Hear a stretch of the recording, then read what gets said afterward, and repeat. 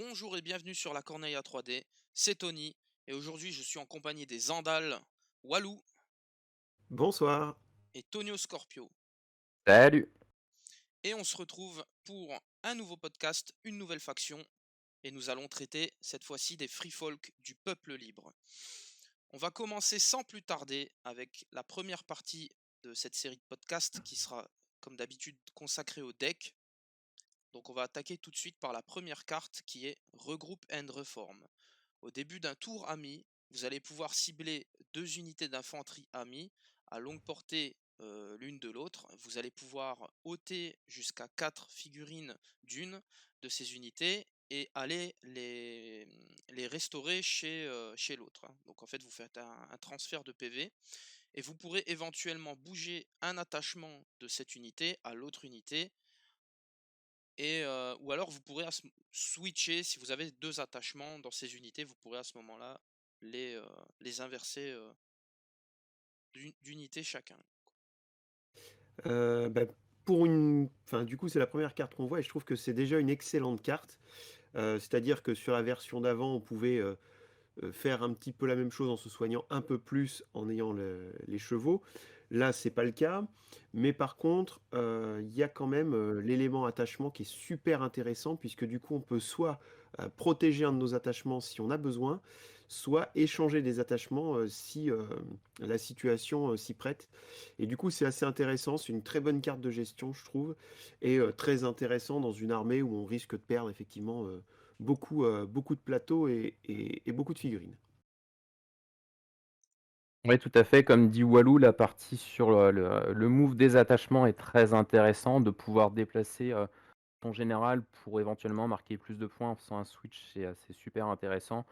Ou tout simplement des attachements qu'on aurait pris gratuitement grâce à la règle adaptative des riders, de pouvoir les mettre dans des unités plus impactantes. Mmh. On va ensuite avoir Coordination Tactics.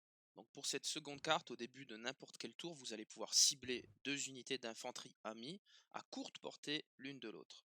Jusqu'à la fin du tour, ces 2 unités pourront, gagner les capacités de l'autre. Donc en fait, vous allez pouvoir avoir les mêmes, capacités sur les unités. Et vous pourrez immédiatement, trigger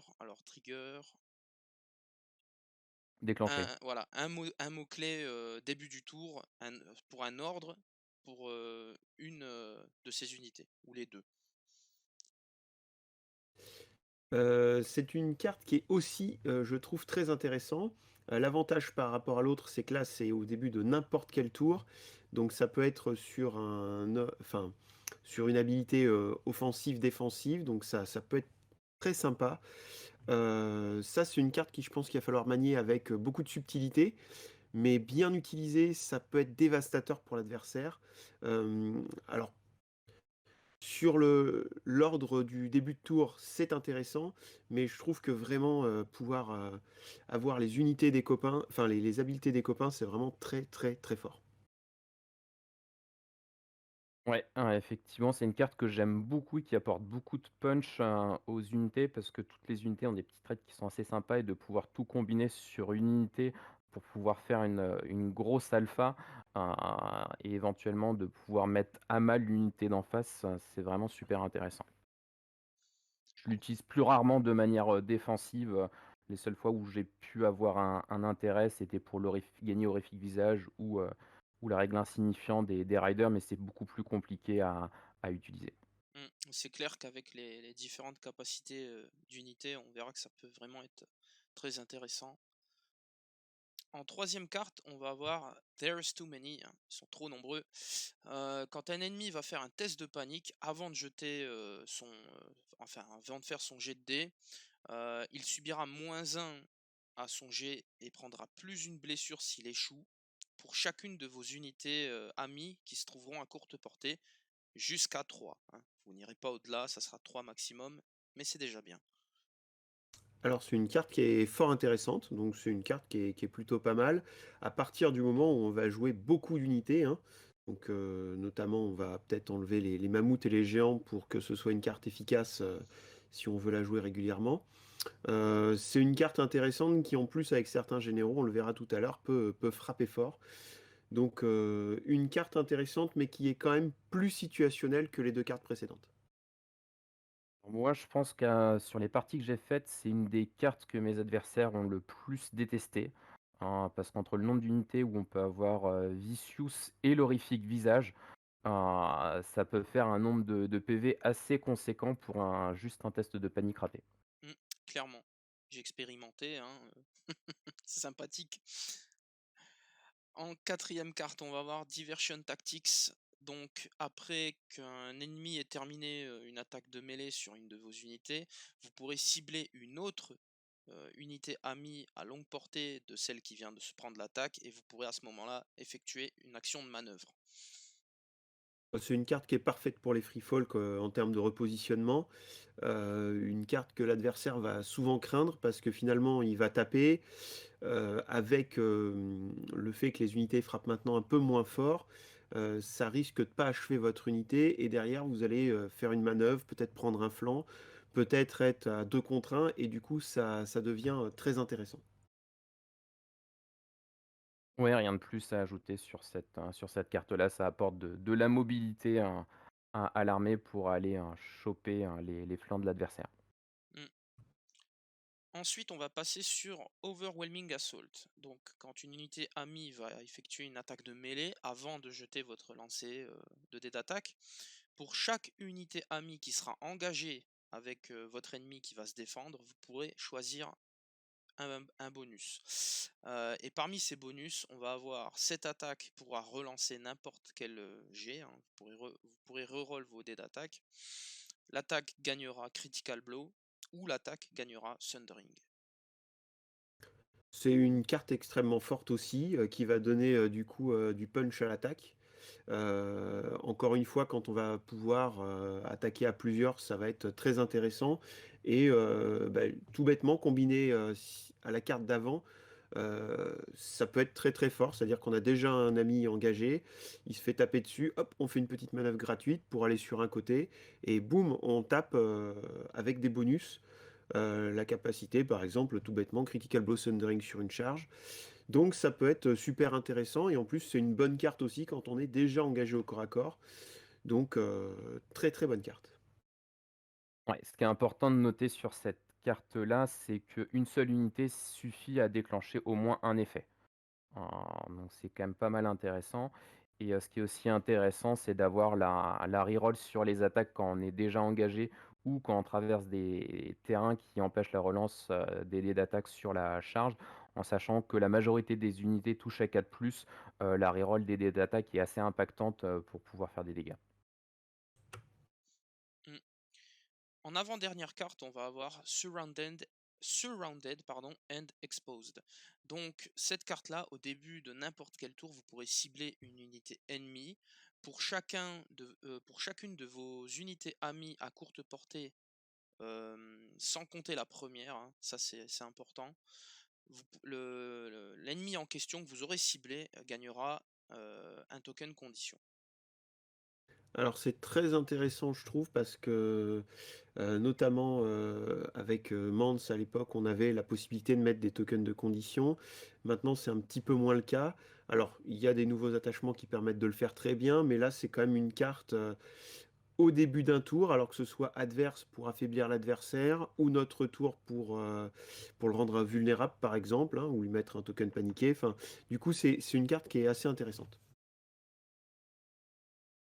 Ouais, une carte, du coup, qui nécessite toujours d'avoir plusieurs, unités, à short range pour pouvoir mettre des tokens et effectivement en free folk, on a moins de moyens, actuellement pour en mettre, donc c'est une carte qui est appréciable, pour pouvoir un peu, renforcer le punch des unités. Mm. Et on va finir en beauté avec ce deck, avec l'emblématique, la dernière, The Endless Horde. Donc cette carte-là, quand un NCU ami s'emparera de la zone cavalerie, vous pourrez remplacer l'effet de la zone par déployer une unité de raiders du peuple libre, ou alors déployer une unité d'infanterie qui a été détruite précédemment à longue portée de votre côté du déploiement de la table. Par contre, petite spécification, les attachements ne peuvent pas être inclus ou revenir avec une unité qui a été tuée. C'est une excellente carte. Alors avant, évidemment, on prenait, n'importe quelle zone pour se redéployer. Là, maintenant, c'est conditionné, à la zone du cheval. Hem, enfin, Par contre, bah, elle est bien meilleure parce que quand on la pioche en début de partie, on peut déployer une unité supplémentaire. Ça veut dire que l'adversaire va être obligé de surveiller la cavalerie, sur le plateau politique pendant toute la partie parce que ça peut lui tomber dessus à n'importe quel moment.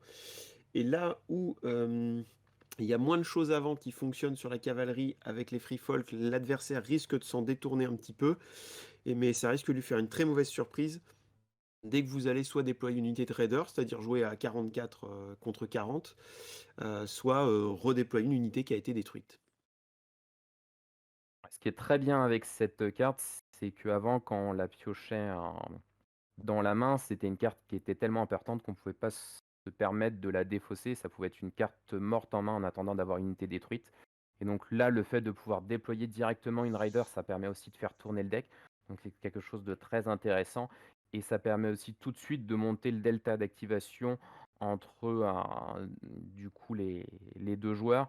Et on sait qu'en Free Folk, on a vu au travers de ce deck qu'on avait besoin d'avoir plusieurs unités, idéalement à short range des unités pour avoir un certain nombre de bonus.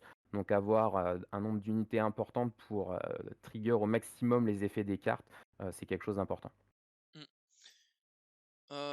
Est-ce que vous souhaiteriez tous les 2 ajouter un mot sur la globalité, des changements que cette version apporte au deck?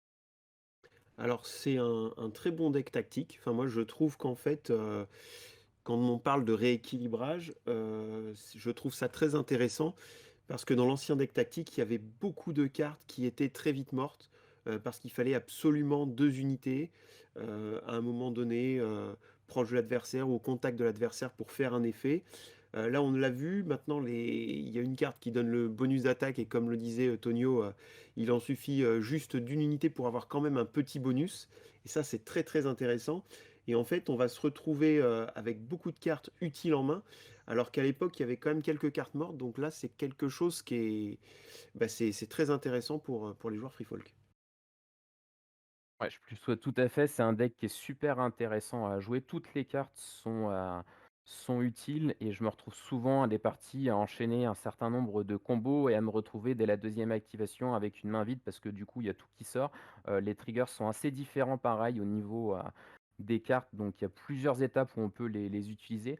Donc on devient maintenant, une faction, où on est consommateur en cartes, en ressources et c'est ce qui permet aussi à nos unités de frapper plutôt extrêmement bien, je trouve et d'apporter un output au dommage, super intéressant. Mmh. Et bien sur ces paroles, je pense qu'on peut, achever cette première partie qui concernait le deck et je vous dis à très vite pour la seconde partie qui sera dédiée aux unités. À très vite.